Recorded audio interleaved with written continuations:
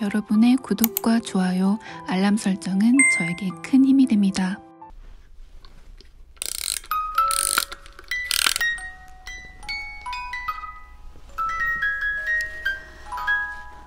안녕하세요. 책 읽어주는 집사 잘자냥의 집사 이지입니다. 드디어 제가 오늘 여러분께 밥 프록터의 부의 확신이라는 책을 가지고 왔습니다. 자기계발서라고 하면은 잠재의식 해서 시크릿을 아마 많이들 떠올리실 것 같아요. 처음에 시크릿이란 책을 딱 접했을 때 막 닭살이 돋으면서 나를 위해서 이 온 우주가 다 집중한다는 말에 정말 뭐랄까 완벽하게 이해는 되지 않았지만 그럴 수 있겠다는 그런 생각을 했었거든요. 지금의 삶에 만족하고 계신 분들은 아마 적을 거예요. 나이가 적으면 또 적은 대로 앞으로 이루어야 될 것이 많고, 그리고 또 나이가 또 있으시다면 있으신 대로 또 이루어 놓은 건 이루어 놓은 것이고, 앞으로 어떤 삶을 또 남은 삶을 이렇게 살고 싶다라고 생각하는 삶들이 있으실 건데요. 아주 유명한 자기계발 그루의 일원이시죠. 네, 그분 강의 내용들을 이렇게 리뉴얼 했어요. 그래서 밥 프록터가 지었고, 그리고 김문주님이 옮기셨고, 네, 비즈니스 북스 해서 따끈따끈한 2023년판 밥 프록터의 부의 확신입니다. 밥 프록터가 가장 유명하게 했던 말이 잠재의식. 네.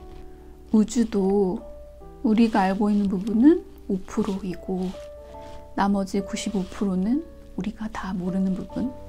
우리의 의식에서도 우리가 의식적으로 하는 행동들은 5%밖에 되지 않는다고 해요. 그리고 나머지 95%는 다 약간 잠재의식에서 만들어낸 패러다임을 가지고 우리가 움직인다고 하죠. 어떤 것도 멈춰있지 않고 진동을 한다. 네.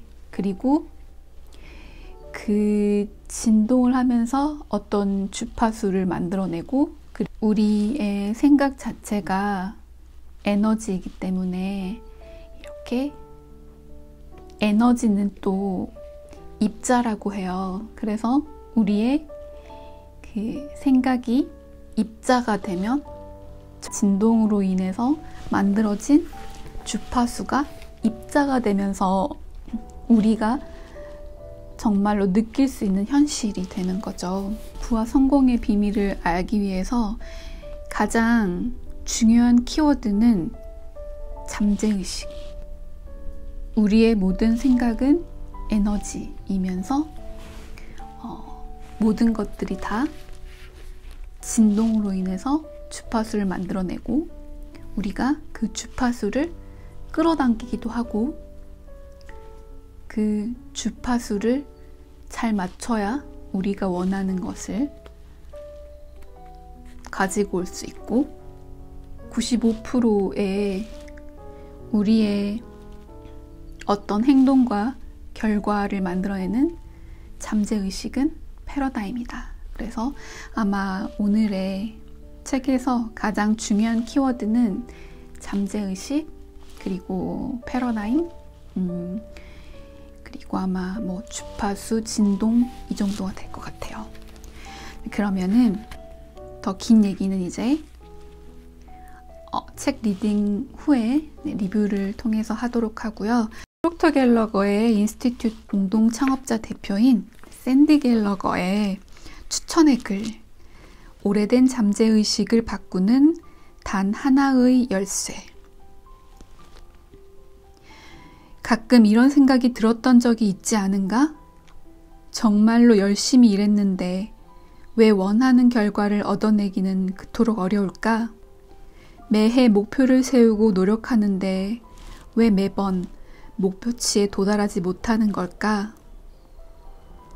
사회생활에서, 사생활에서 스트레스를 받는 일이 생겼을 때 다른 사람들은 침착하게 대처하는 듯 보이는데 왜 나만 안절부절 못하고 실수하는 걸까?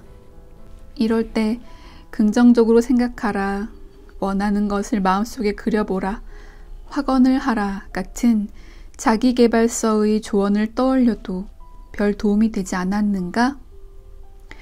기대했던 것처럼 별다른 노력이 필요 없는 신나는 내리막길이 아니라 커다란 바위를 굴리며 언덕길을 거슬러 올라가는 과정처럼 힘들게 느껴질 때가 많았는가? 이는 자기계발을 시도할 때 흔히 드는 의문들이다. 그리고 그 답은 성공, 동기부여 강사나 교사, 철학자들이 거의 언급하지 않는 요인에 있다. 바로 우리가 더 크게, 더 오래 성공할 것인지 실패할 것인지를 좌우하는 패러다임이다. 우리의 일상은 패러다임이 지배한다. 동기부여 분야의 전설이자 자기계발 전문가인 밥 프록터가 늘 전석 매진으로 유명한 세미나에서만 공개했던 몇 가지 놀라운 이야기를 이 책에 풀어놓았다. 우리는 이 책을 통해 석사에 버금가는 교육을 받으면서 체계적이고 일관적이며 지속 가능한 방식으로 성과 낼 방법을 배울 수 있다. 더불어 실패의 두려움, 성공의 두려움, 미루는 버릇, 그리고 무엇보다도 가장 지독한 자기 회방 같은 성공을 가로막는 요인을 제거할 수 있다. 그럼 패러다임이란 무엇일까? 이 책을 읽으면 곧 알게 되겠지만 일단 기본적으로 패러다임은 우리의 잠재의식 속에 내장된 정신적인 프로그램이라 할 수 있다. 잠재의식은 우리의 습관적인 행동을 지배하며 우리가 하는 대부분의 행동은 습관적이다. 어쩌면 우리 주변에는 살면서 매 순간 습관적으로 화를 내거나 속상해하는 것처럼 보이는 사람, 어떤 상황에서도 긍정적인 면을 보지 못하는 사람이 있을 수 있다. 몇 년 혹은 몇십 년 동안 늘었다 줄었다 하는 몸무게 때문에 고군분투하는 사람이 있을 수도 있다.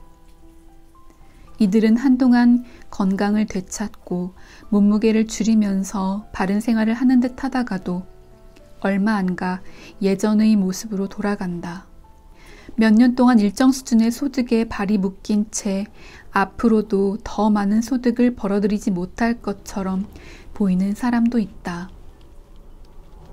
이런 결과들은 모두 패러다임에서 비롯된 것이다. 이 책은 우리를 제한하는 패러다임으로부터 자유롭게 해줄 열쇠를 건네준다. 제1장, 당신은 이미 부자로 태어났다. 당신은 당신이 생각하는 대로 된다. 얼 나이팅게일. 운명을 지배하는 무의식의 습관 패러다임. 단순히 긍정적으로 생각하는 것만으로는 아무 일도 할 수 없다. 그런 건 환상일 뿐이다. 우리에게는 패러다임의 변화가 필요하다. 패러다임은 우리의 잠재의식 속에 새겨진 수많은 아이디어로 흔히 습관이라고 알려져 있다. 즉, 패러다임은 잠재의식에 새겨진 수많은 습관이다. 습관은 의식적으로 생각하지 않고 저절로 나오는 생각을 말한다.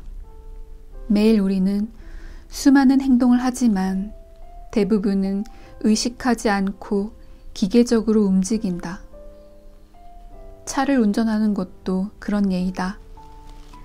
운전을 하기 위해 일부러 생각할 필요는 없다. 이미 그렇게 프로그래밍 됐기 때문이다. 아침에 일어나서 2-3시간 동안 하는 자신이 하는 행동을 객관적으로 관찰해보면 그런 행동들로는 우리가 열망하는 성공을 거둘 수 없음을 깨달을 것이다. 그리고 스스로 이렇게 물어보게 된다. 내가 왜 이런 식으로 행동하는 거지? 태도가 모든 것을 결정한다. 태도가 전부다. 누가 이 책을 얼마나 잘 활용하는지도 바로 그 사람의 태도에 달려있다. 태도는 우리의 생각과 감정, 행동의 합성물이며 이 3가지는 마치 무지개의 색깔처럼 있다. 나는 태도에 관해 나이팅게일이 글을 쓰고 녹음한 마법의 말 오디오 강연을 반복해서 들었는데 아마 1만 번쯤은 들은 것 같다. 나이팅게일이 말한 마법의 말은 바로 태도다. 이 강연을 여러 번 반복해서 들으며 태도가 무엇인지 깨달았고 나의 태도는 어떤지 알게 되었다. 알고 보니 나는 내가 누구인지, 내가 무엇을 할 수 있는지에 대해 나쁜 태도를 보이고 있었다. 먼저 태도가 무엇인지부터 알아야 했고 그 다음에 이것을 어떻게 바꿔야 하는지 깨달아야 했다. 나는 태도를 공부했고 내 태도가 만들어지는 방식을 바꿨다. 내 태도는 다른 누군가가 반복을 통해 만들어준 것이었다. 나는 그 오디오 강연을 듣고 또 들었다. 태도에 관한 나이팅게일의 이야기는 그때까지 내가 알고 있던 모든 것을 부정했다. 내게는 검은색 가죽으로 재본된 나폴레온 힐의 생각하라 그리고 부자가 되어라가 한 권 있다. 26살이었던 1963년부터 나는 매일 이 특별한 책을 읽는다. 처음 이 책을 받았을 때 나는 이렇게 말했다. 전 이 책을 읽을 수 없어요. 진심은 아니었다. 책을 잘 읽지는 못했지만 대부분 사람이 읽는 수준, 그러니까 7학년 수준 정도로는 읽을 수 있었다. 이 책을 읽기 시작했을 때 2살 많은 누나 헬렌에게 팻이라는 친구가 있었는데 그녀도 책을 좋아했다. 팻은 언제나 책을 보고 있었고 늘 책과 함께였다. 아마도 동네 도서관에 있는 책은 전부 읽었을 것이다. 누나는 팻에게 내가 책을 보기 시작했다고 말했다. 나중에 팻이 내게 물었다. 헬렌이 그러는데 너 요즘 책 본다며?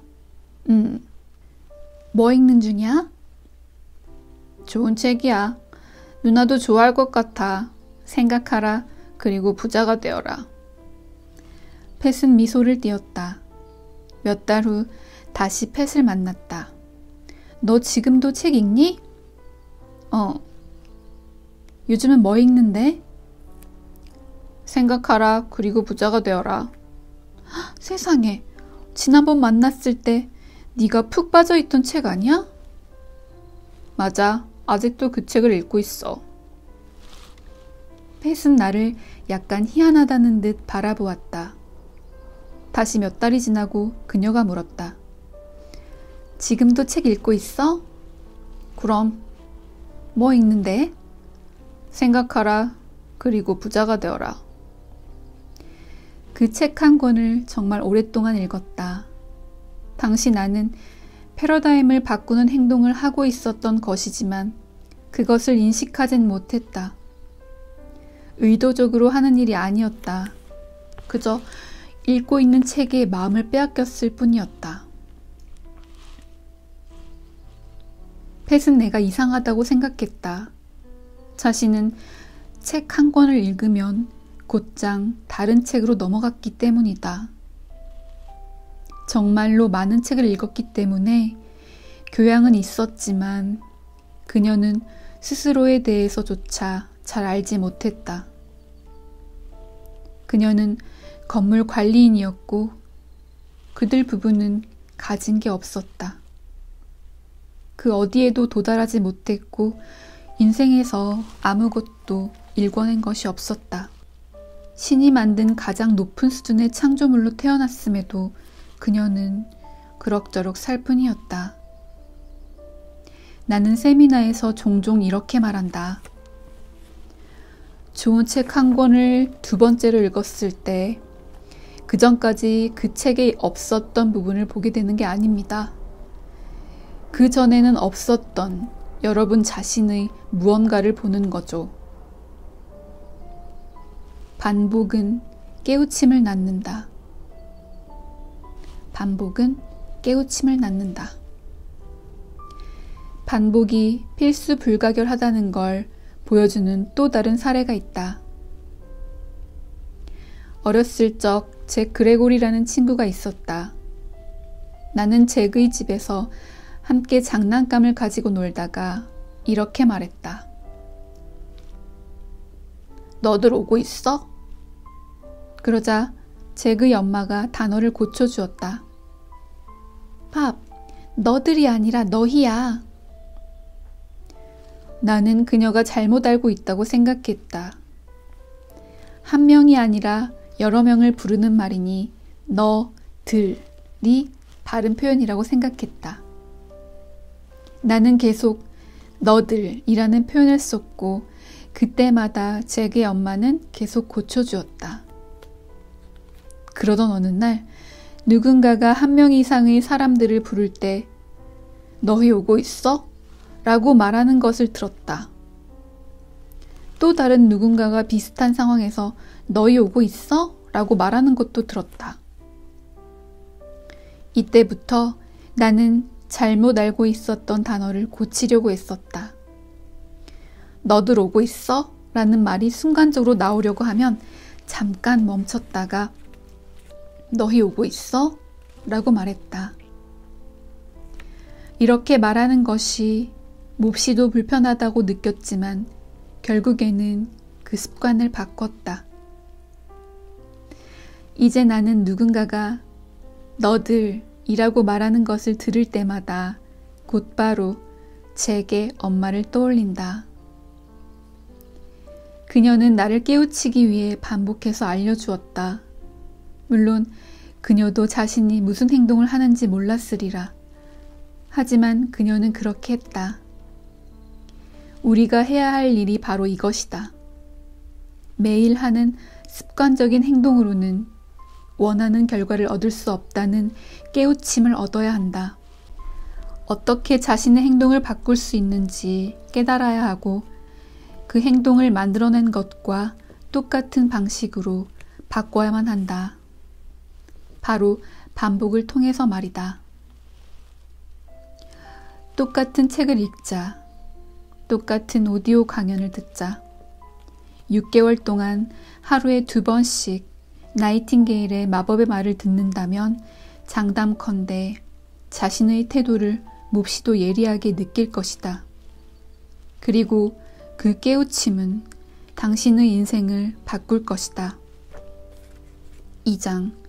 스스로 원하는 것을 만들고 욕망하라. 만일 욕망이 있다면 이룰 수 있는 능력도 있는 것이다. 능력은 욕망과 함께 온다. 나폴레온 힐. 마음이 바라는 만큼 몸이 움직인다. 결과로부터 생각하는 건 모든 기적의 시작이다. 네빌 고다드. 마음의 작동 원리를 알아야 나아갈 수 있다. 어떤 남자가 정상 체중보다 30kg이나 더 나가는 과체중이어서 살을 빼기로 마음먹었다고 하자. 그는 다이어트를 시작한다. 처음에는 2kg을 빼고 다음에는 3kg을, 그러다 5kg까지 뺀다. 그런데 이때 그가 먹어서는 안 될 음식을 먹기 시작한다. 무슨 일이 벌어진 걸까? 패러다임이 개입해서 그를 평소대로 돌려놓은 것이다. 다이어트는 새로운 패러다임을 적용하는 시작점이지만 사람들은 다이어트를 그런 식으로 바라보지 않는다. 어떻게 새로운 패러다임을 사용하는지 모르기 때문에 식습관을 바꾸려고 할 때 부딪히는 힘을 이해하지 못한다. 그래서 열의 아홉은 실패하고 만다. 사람들이 다이어트를 했다 말았다 하는 이유도 이것이다. 사람들은 몸무게가 빠지기 시작했을 때 평소의 습관으로 되돌아가는 경향이 있다. 그래서 다시 정상 체중보다 30kg이 많이 나가는 사람이 될 때까지 계속 먹는다. 패러다임은 자동 온도 조절기나 자동 조종 장치와 똑같이 움직인다. 우리의 행동 패턴을 제어하며 우리가 먹는 음식, 운동, 그 외에 우리가 하는 모든 것을 통제한다. 위 사례의 남자는 패러다임이 어떻게 자신의 식습관을 조정하는지 이해해야 한다.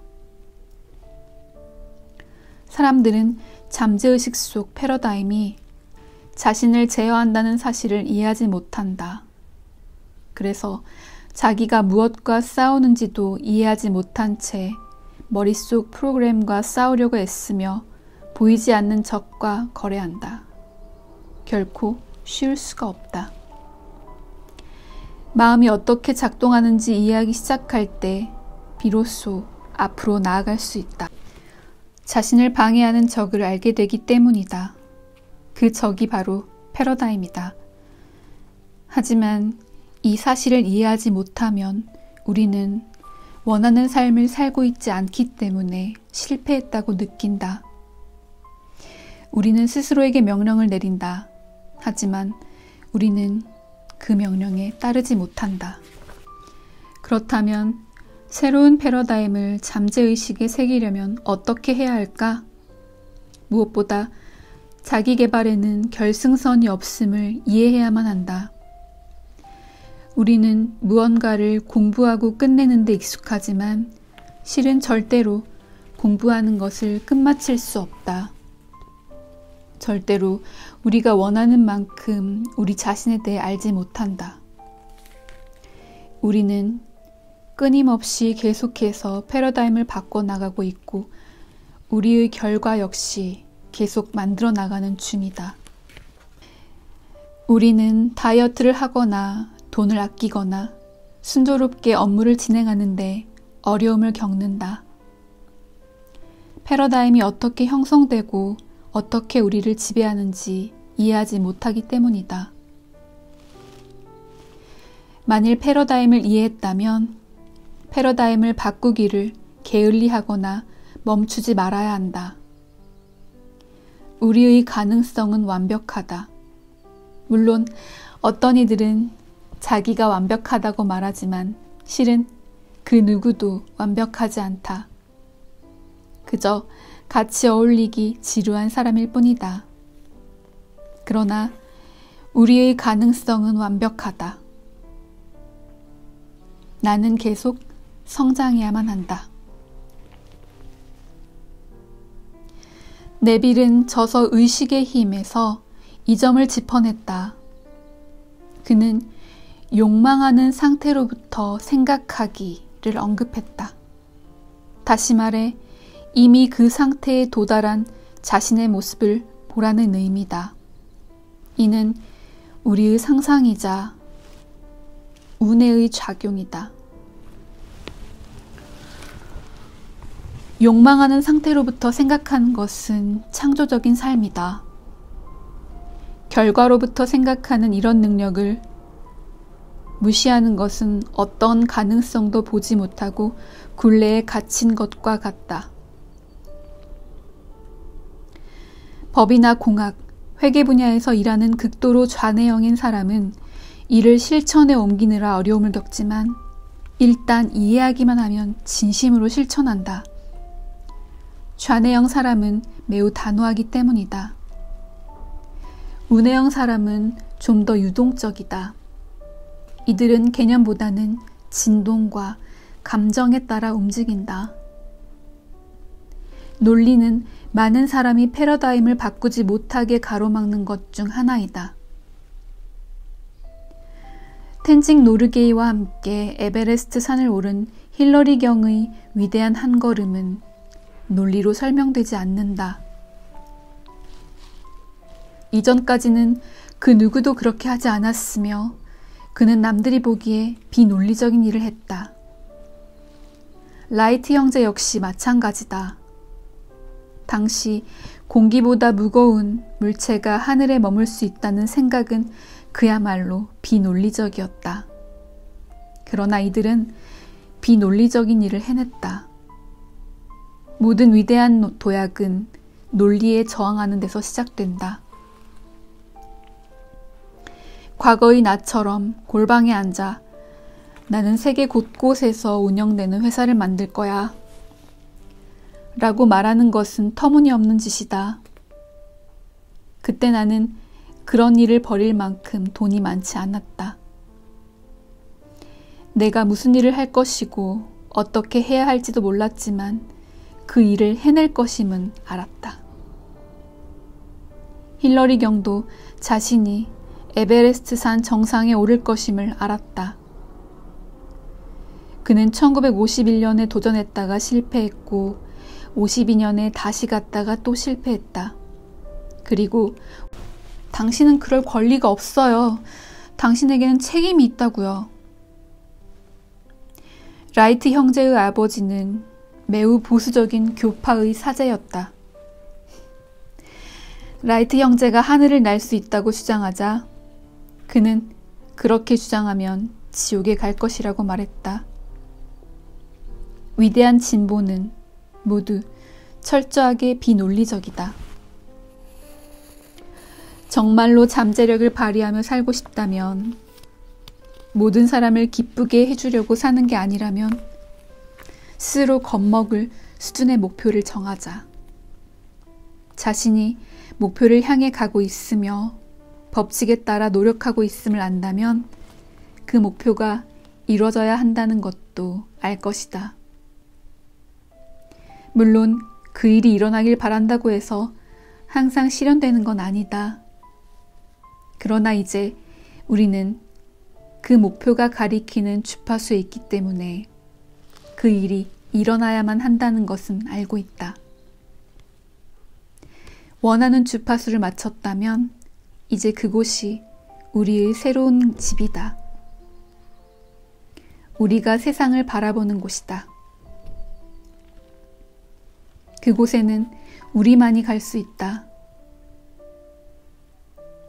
정말로 잠재력에 따라 살아가고자 한다면 여기서 한 걸음 나아가 자신에게 내 길을 걸어야 한다.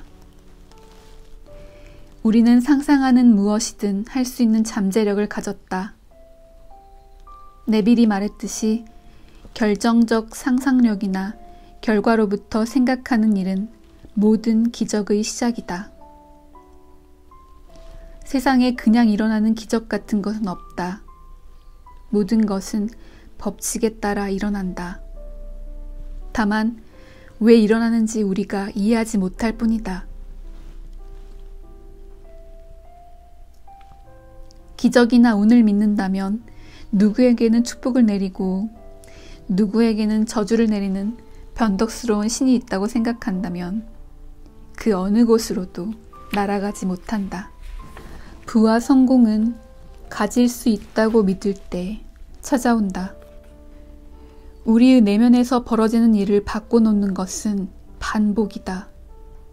관건은 우리의 신념 체계를 바꿔놓을 생각에 반복해서 귀를 기울이는 것이다. 우리가 얼마나 훌륭한 사람인지 이야기하고 우리가 왜 그토록 훌륭한 사람인지 온갖 근거를 들어 지지하는 말에 계속 귀를 기울여야 한다. 그런 말을 듣고 또 들을 때 우리는 그 말을 믿기 시작한다. 어떤 사람에게 거짓말을 자주 하면 결국에는 거짓말을 믿게 된다. 히틀러가 이를 증명했다. 히틀러는 독일 국민에게 거짓말을 했지만 너무나 설득력이 넘친 나머지 사람들은 그를 믿었다. 어떤 이들은 여전히 히틀러가 한 일이 옳다고 믿는다. 터무니없는 일이지만 이들은 너무 자주 들었기 때문에 거짓말을 믿는 것이다.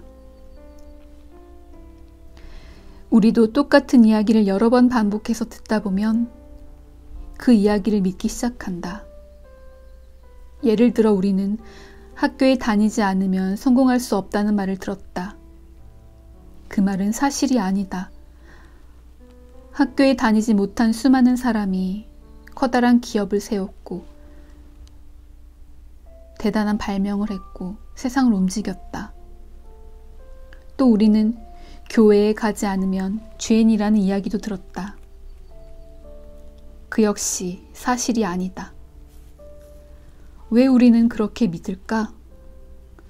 어린 시절에 반복해서 듣다 보니 그 이야기가 마음속에 프로그래밍 된 것이다.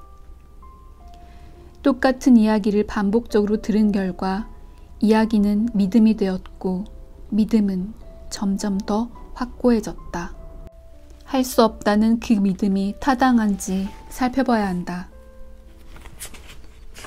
그리하여 자신에게도 절대적이고 위대한 부분이 있다고 믿는 단계에 이르러야 한다. 우리에게는 놀라울 정도로 멋진 구석이 있으며 그 훌륭한 능력을 평생 개발할 수 있다. 얼 나이팅게일이 언급했듯이 우리의 몸은 1초에 약 4천만 개의 세포를 만들어내는 속도로 변화한다. 우리는 끊임없이 일어나는 변화 속에서 살고 있는 것이다. 우리의 믿음은 바뀔 수 있으며 항상 변화한다. 새로운 신념 체계를 세우면서 사람들은 당장 원하는 결과를 마주하지 못할 때 자신감을 잃을 수 있다. 스스로에 대한 새로운 비전이 단기간 내에 성과를 내지 못한다면 어떻게 해야 할까? 이 문제를 이해하려면 두 가지 차원을 다뤄야 함을 깨달아야 한다. 즉, 의식적인 차원과 무의식적인 차원이다. 우리는 어떤 존재를 의식적인 차원에서는 믿지만 무의식적인 차원에서는 믿지 않을 수 있다. 예를 들어 생각하라 그리고 부자가 되어라를 읽은 뒤 자신이 돈을 더 많이 벌 수 있으리라고 믿게 되었지만 돈을 벌고 있지는 않다고 하자. 문제는 어디에 있을까? 문제는 믿음이 그저 이성적으로만, 즉 의식적인 차원에만 존재한다는 것이다. 믿음은 주관적인 마음으로 통합되어야 하며 잠재의식 속에 올바르게 뿌리를 내린 후에야 성과로 발현된다. 스스로 뭔가를 믿고 있다고 확신하는 사람들에게는 이 이야기가 상당히 혼란스럽겠지만 그들의 인생에서 성과는 드러나지 않을 것이다. 문제는 프락시스, 그리스어로 실천이라는 뜻이고, 즉 믿음과 행동이 통합되어야 한다. 나는 내가 뭔가를 할 수 있을 것이라고 믿어 라고 말하면서 행동하지 않는 까닭은 믿음이 잠재의식 속에 뿌리를 내리지 못했기 때문이다. 반복과 시각화를 통해 믿음은 잠재의식 속에 뿌리를 내리고 성과로 드러나기 시작한다. 작가 조지 레너드는 저서 마스터리에서 뭔가를 이루기 위해 열중하다 보면 정체기가 온다고 했다. 그러나 포기하지 않고 계속 실천하다 보면 어느 순간 갑자기 새로운 단계로 들어선 자신을 발견한다. 언제 그런 도약이 찾아올지는 알 수 없다. 그러나 그 순간에 우리는 비약적으로 발전한다. 그렇게 무언가에 통달했을 때 엄청난 변화가 충격적일 정도로 빠르게 일어난다. 나는 1년에 4,000달러를 버는 수준에서 매달 14,500달러를 버는 수준으로 바뀔 거라고는 예상하지 못했다. 이런 일이 무언가에 통달했을 때 벌어진다. 이 과정에 걸리는 기간은 아마도 사람마다 다를 것이다. 나는 그 기간이 반복에 따라 달라진다고 생각한다. 다시 말해 얼마나 자주, 얼마나 깊이 고심하느냐에 달려있다. 반복이 핵심이다. 사람들은 세미나에 가고 책을 읽고 오디오 강연을 듣지만 성과가 나지 않아 금세 좌절하고 만다. 이들은 눈으로 볼 수 없는 온갖 일들이 벌어지고 있다는 사실을 이해하지 못한다. 우리는 보이지 않는 세계의 일부이다. 사실 보이지 않는 세계가 가장 큰 세계다. 그 무엇도 만들어지거나 파괴되지 않고 진동의 법칙에 따라 만물은 서로 다른 주파수로 진동한다. 그러나 모든 주파수는 한 단계 위의 주파수와 한 단계 아래의 주파수에 맞물려 있기에 만물은 연결되어 있다. 보이지 않는 세계와 보이는 세계는 연결되어 있다. 영은 완전히 정반대의 형태로 발현된다. 우리가 살고 있는 몸의 내부에서 그리고 그 몸을 통해 활동한다. 평범한 사람들은 이런 사실에 대해 아무것도 모른다.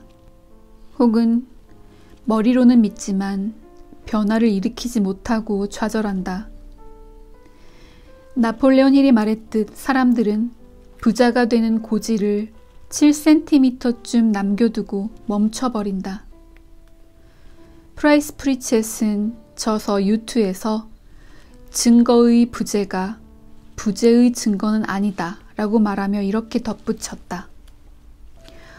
빙산을 떠올려보자. 우리는 그곳에 실제로 존재하는 것의 끄트머리만 본다. 마찬가지로 우리는 성취할 수 있는 결과에서 지대한 차이를 만들어낼 보이지 않는 물질들도 보지 못한다. 나는 당신이 이해하지 못하는 것, 그리고 대부분 사람에게는 아주 낯선 것을 다룬다. 보통의 사람들은 자기 자신에 대해 거의 잘 모른다. 학교에서 우리는 자기 자신에 대해서는 아무것도 배우지 않는다. 이 모든 것이 머리로 아는 차원에 남아있을 뿐 우리는 우리가 누구인지에 대한 영적인 본질에는 절대로 다가가지 못한다. 상당히 슬픈 일이다. 처음 이야기를 들었을 때는 이 모든 것이 바보 같은 생각이라고 느꼈다. 하지만 그 설명을 해준 남자는 이렇게 말했다. 제 방식은 효과가 있고 당신의 방식은 효과가 없잖아요. 제 방식을 시도해보는 건 어때요? 그는 행복하고 건강하며 부유했다. 나는 불행하고 아프고 파산한 상태였다. 그는 이렇게 말했다. 제가 말한 대로 해보세요. 제가 당신에게 거짓말을 했다고 생각될 때까지. 지금 제가 무슨 소리인지도 모르고 말한다고 생각될 때까지. 나는 맞는 말이라고 생각했고 그의 조언을 따랐다. 곧 모든 것이 바뀌기 시작했다. 물론 내 신념체계도 바뀌기 시작했다. 예를 들면 우주개발 프로그램의 아버지라고 불리는 베르너 폰 브라운에 대한 생각이 그렇다. 그는 오랫동안 우주를 연구하면서 신의 존재를 확신하게 됐다. 우주를 지배하는 자연의 법칙은 너무나 정확해서 우주선을 만들거나 사람들을 달에 보내거나 1초 안에 착륙 타이밍을 맞추는데 아무런 어려움이 없다고 그는 말했다. 그리고 이 법칙은 분명 누군가가 이미 설정했을 것이라고도 했다. 나는 그 생각이 마음에 들었고 그래서 받아들였다. 비결은 최선을 다해 법칙들을 이해하는 것이다. 그러고 나면 어떻게 상황이 벌어지는지 이해하기 시작한다. 해내겠다는 의지가 가진 위대한 힘. 앞서 이야기했지만 해내겠다는 의지는 우리의 지적 능력 중 하나이다. 이는 외부의 모든 방해 요소를 배제하고 마음속 화면에 떠오른 생각 하나를 유지하는 능력이다. 의지를 적절하게 활용하면 오감을 닫고 집중하고자 하는 생각에 마음을 끌어올 수 있다. 골프 선수 등 뛰어난 운동 선수들은 그렇게 한다. 성과가 뛰어난 영업사원들도 그렇게 한다. 무슨 일을 하든 뛰어나다는 평가를 받는 사람들이 하는 행동이다. 이들은 집중한다. 하는 일에 전념한다. 여기저기 방황하지 않는다. 물리적 세계에서는 모든 것이 3차원으로 이루어진다. 이제 우리는 3차원을 넘어 고차원적인 능력으로 접어들고자 한다. 성경에 있는 말처럼 우리가 신의 형상으로 창조됐다면 모든 것이 가능할 것이다. 우리는 무엇이든 할 수 있다. 우리는 신은 아니지만 신의 표현이며 신과 같은 위대한 업적을 남길 수도 있다. 그렇기에 예수는 요한 14장 12절에서 내가 하는 일을 그도 할 것이요 또한 그보다 큰 일도 하리니 라고 말했던 것이다. 우리에겐 무한한 힘이 있고 우리가 할 수 있는 일에는 한계가 없다.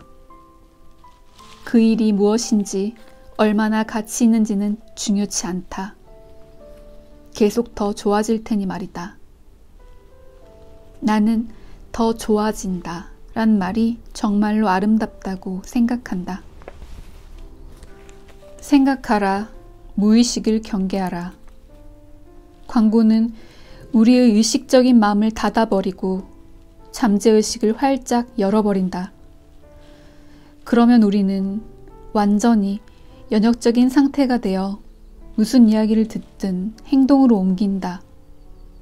현혹과 동의 또는 충격은 우리가 귀납적으로 추론하는 과정을 무력화할 수 있다. 그렇게 사람들은 최면에 걸리고 만다. 최면은 오직 암시일 뿐이며 광고는 최면의 한 형태이다. 광고는 우리를 현혹하고 충격을 주고 귀납적 추론을 건너뛰어 이미지 하나로 곧장 우리의 잠재의식을 파고든다. 이런 일이 한 번만 일어나는 게 아니다. 광고는 하나만 나오는 게 아니라 무더기로 나오며 반복적으로 방영된다. 광고의 메시지는 잠재의식에 바로 접수된다. 우리는 그들이 원하는 대로 움직이는 자신을 발견한다. 왜 그런 걸까? 바로 생각이 마음속에 심어졌기 때문이다. 광고주들은 우리가 특정한 정신 상태일 때 반복해서 생각의 씨앗을 심으면 우리가 그 생각에 따라 행동할 것임을 알고 있다. 예를 들면 우리는 이런 식으로 광고에 현혹된다. 영화를 보고 있다고 하자. 영화 속에서 어떤 사람이 누군가의 뒤를 미행한다. 심장이 마구 두근거리고 영화에 푹 빠져버린다. 갑자기 화면에 아름다운 자동차 한 대가 나타난다. 그 차는 한 번만 나타나는 게 아니라 여러 차례 반복해서 나타난다. 그러다 우리는 문득 자신이 자동차 전시장 주변을 서성이는 걸 발견한다. 잠재의식은 모든 일이 벌어지는 곳이며 우리가 행동하게 만드는 원인이다.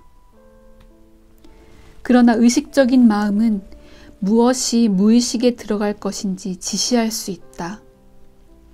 의식적으로 생각해야 한다. 대부분 사람은 생각하지 않는다. 잠시 주변의 사람들을 지켜만 보더라도 이들이 아무 생각 없음을 알 수 있다. 잠재의식에 휘둘려 반응하지 마라. 빅터 프랭클 박사는 빅터 프랭클의 죽음의 수용소에서라는 놀라운 책을 썼다. 정신의학자였던 그는 제2차 세계대전 중에 강제 수용소에 갇혔던 경험과 관련해 다음과 같이 썼다. 당신이 당하는 정신적 또는 신체적 학대와 상관없이 그 누구도 당신이 생각하고 싶지 않은 것을 생각하게 만들 수는 없다. 그는 모든 상황과 그 상황에 대한 우리의 대응 사이에는 틈이 있다고 지적했다. 그 틈은 1000분의 1의 1초일 수도 있지만 그 사이에 우리는 반응할지, 대응할지를 선택할 수 있다. 리액션 할지, 리스폰스 할지를. 단순히 반응만 한다면 우리가 선택할 수 있는 권한을 상황이나 다른 사람에게 넘기는 것이다. 예를 들어, 누군가의 말에 내가 화가 났다면 나는 그에게 내 선택권을 넘겨준 것과 같다. 그가 나를 화나게 하도록 허용하고 생각하기를 멈추고 잠재의식에 휘둘린 것이다. 그러나 대응은 다르다. 누군가 나를 화나게 하는 말을 했다면 한번 주위를 둘러보고 이렇게 생각한다. 왜 저 사람이 그렇게 말했는지 궁금해. 하지만 그 말은 진실이 아니야. 나는 그가 말한 것과 달리 정말로 멋진 사람이거든. 저 말을 인정할 필요가 없어. 사람들은 대응을 배워야 한다. 나는 아이들에게 대응을 가르쳤고 실제로 아이들의 삶이 바뀌었다. 무슨 일이 벌어지든 그 일에 대응을 했기 때문이다. 나는 아이들에게 이렇게 말해주었다. 네가 어떤 일에 반응을 해버리면 네가 아닌 다른 모든 것이 너를 지배하게 돼. 네가 너를 지배하지 못하게 되는 거지. 반응이 아닌 대응을 하려면 자신이 반응하고 있음을 깨달아야 한다. 우리는 평소에 너무도 빨리 반응한다. 걔는 네 발작 버튼이 뭔지 진짜 잘 알거든. 이란 표현이 있을 정도다. 대응을 하려면 반드시 생각을 해야 한다. 그리고 사람들이 무엇을 생각하는지 걱정하지 말아야 한다. 누군가가 공격적인 말을 했다면 그 말에 반응할 수도 있다. 그들이 화를 내면 같이 화를 내고 소리를 지르면 같이 소리 지를 수 있다. 그러나 그 누구도 그런 식으로는 이길 수 없다. 이와 같은 상황이 벌어졌을 때 잠깐 멈춰서 스스로 물어보자. 왜 저 사람들은 저러는 거야? 왜 저런 식으로 말하지? 우리의 전체 시스템은 우리를 반응하게 만드는 방향으로 구성되어 있다. 우리는 항상 의견에 따라 움직인다. 고함을 치고 싸우고 소란을 피우는 말도 안 되는 상황에서 사람들은 서로에게 반응한다. 그리고 전혀 생각을 하지 않는다. 그러고 나면 또다시 똑같은 행위로 이들을 억누르려고 애쓴다. 불에 맞서 불로 싸우는 것은 아무런 효과가 없다. 아무리 잠시 멈추고 생각하라고 권해도 그러기가 어렵다. 학교에서도 생각하는 법을 배우지 않는다. 우리는 귀납적으로 생각하도록 훈련받을 수 있고 외부에서 벌어지는 일에 반응하지 않고 대응하는 습관을 들이도록 결심할 수 있다. 그리고 틀림없이 잘 해낼 수 있다. 물론 나는 절대로 반응하지 않는다는 이야기가 아니다. 나도 가끔은 반응한다. 그러나 그럴 때마다 내가 반응한다는 것을 깨닫고 멈춘다.